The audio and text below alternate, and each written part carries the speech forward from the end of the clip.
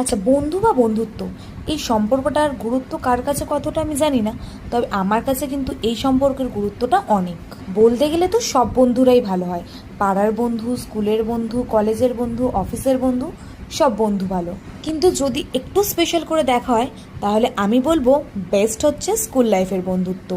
হ্যাঁ, তাই জন্যই না, আমাদের স্কুল শেষ হয়ে গেছে 5 বছর আগে, কিন্তু আমাদের বন্ধুত্বটা এখনও রয়ে গেছে। তা বলে এই নয় যে আমাদের প্রত্যেক দিন দেখা হয় বা প্রত্যেক মাসে দেখা হয়। আমরা নিজেদের মধ্যে একটা বন্ডিং রেখেছি, অন্তত বছরে একবার আমরা দেখা করবই।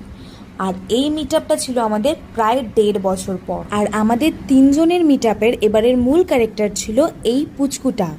হ্যাঁ, এই পুচকু মাটা হচ্ছে আমার বান্ধবীর মেয়ে। আমরা 2 মাসিমণি মিলে গেছিলাম আমাদের এই পুচকু মাটাকে দেখতে। আর এটাই ছিল আমাদের 3 বন্ধুর 1.5 বছর পর মিট আপের মেন কারণ। আমরা অনেকক্ষণ ধরে গল্প করছিলাম, টাইমই দেখিনি। কত বাজে?